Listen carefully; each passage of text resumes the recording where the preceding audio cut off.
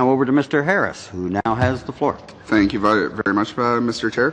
I'll be focusing on Chapter 6, Emergency Management on Reserves, but before I get to that, just to follow up on the online services, and as further proof about how important the work that your office does is, in 2.19, it states a 2010 Service Canada survey stated that 32%, that's 1/3 of Canadians who visited its in-person service centres, had previously used the telephone or online service delivery channels.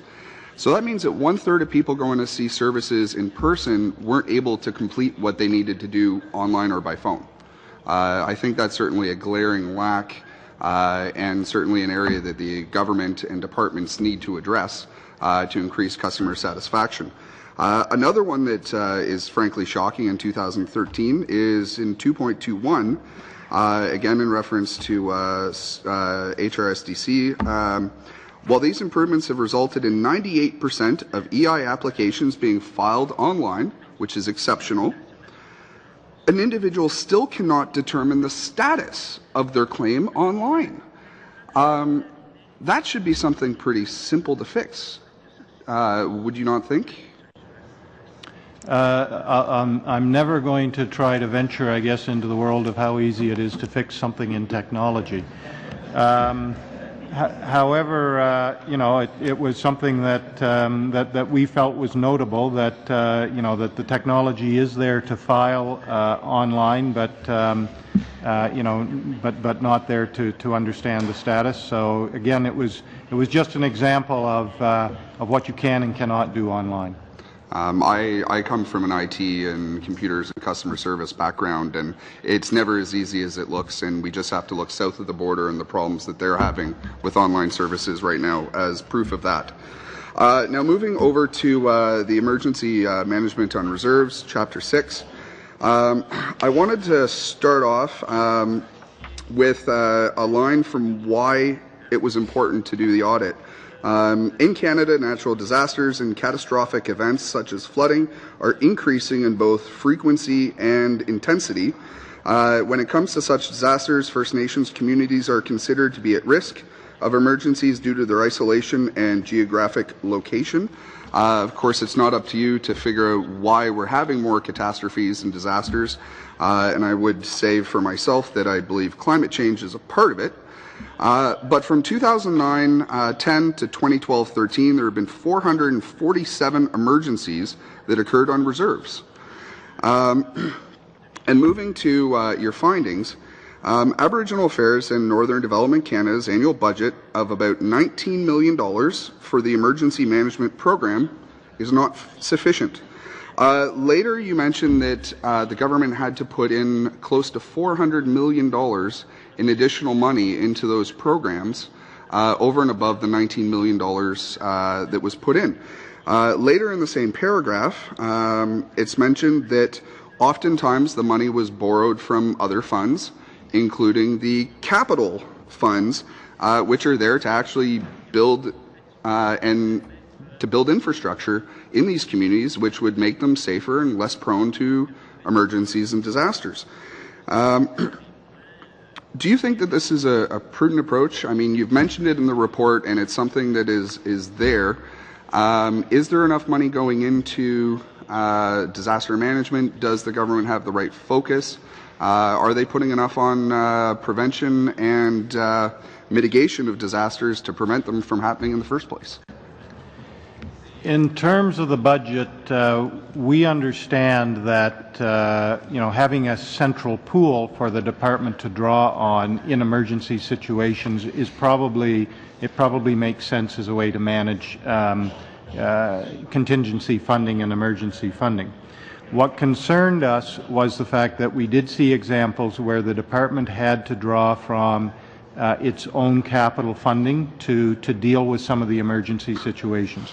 And that capital funding would be there for, to make capital improvements and that sort of thing. So to have to draw into that to deal with emergencies, that was the part that concerned us. We also identified that of the $448 million that was spent over that 4-year time period, only 1% of it, about $4 million, was spent on the prevention or mitigation activities. So the department very much is in a mode of having to respond and react to emergencies, and we feel that really they need to be able to put a bit more focus on prevention and mitigation activities. Over to Mr. Harris, and you have the floor again, sir. Thank you very much, and I'll jump right into it so we can get a little bit more questioning in. Mr. Ferguson, in recent times you've expressed a concern, and I mean we know how important the work that your office does, public accounts does, and of course this committee is an important part of reviewing the work so that we can write reports that go back to Parliament and get responses from government and to see some action moving forward. Now, recently you've expressed some concerns that the committee is not studying as much of your reports as it used to. And of course, your fall report has just come out. The spring report, which came out in the spring in late April, and to date, this committee has only studied one chapter of it. And there's, to date, no plan to go back and study more chapters of it, and some important chapters like search and rescue. Do you believe this committee should, over the next few months, because we have 5 months before your next report comes out, or 6 months, do you think this committee should go back and look over and study more chapters from the spring report?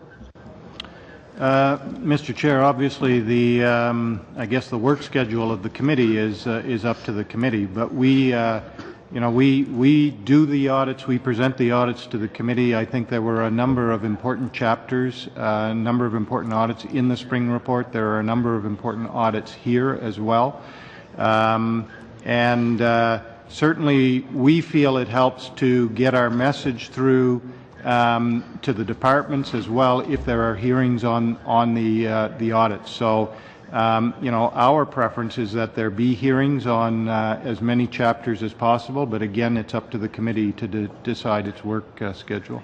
Absolutely. And certainly a very good point about how the committee having hearings actually helps to get the information out and get messages to departments about improvements that should be made. It's part of the very important oversight that we provide in support of the exceptional work and world-renowned work that your office does.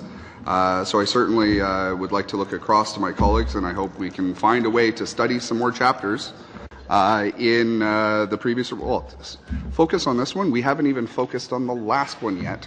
And moving forward, we certainly need to have a look at more chapters so that we can actually get some improvements in, for instance, search and rescue. Before the next report comes out in the spring. We've got 6 months. We've got lots of time to get that work done on this report and the last one. Now, going back to and following up on Mr. Albus's comments about the changes at the border. Previously, Mr. Ferguson, you stated that I'm very concerned that our audit found too many examples of border controls not working. This is not the first time we have raised these issues. Border controls are still not working as they should. With better analysis of existing information and better monitoring, many of these issues can be fixed. When was it that you first raised these issues? I believe we raised some of these issues in our 2007 October report. Since then, we've seen that the agency made some progress in terms of how they manage targets, but in terms of how they manage lookouts, we found that they really hadn't made progress since 2007. So that's 6 years, and there's still been no progress from CBSA on lookouts? That was our assessment. Again, they've made progress since then on how they manage the targets, but not the lookouts. Thank you very much. And that proves my point about why we need to continue to be vigilant about previous AG reports and what's in them so that we can actually see action that's going to make Canadians safer. Now, on to shipbuilding. We're very early in the process, and you state that you're optimistic that the process can go well. However, you stated that with the current money and caps that have been allocated, there's no way for the government to actually be able to build the 15 ships that have been committed to, correct? What we've said is, based on the evidence we've seen right now that exists, that the departments themselves are indicating that on the surface combatants for the $26 billion, they will only be able to acquire a lesser number of ships, lesser than 15. We don't know what the exact number would be.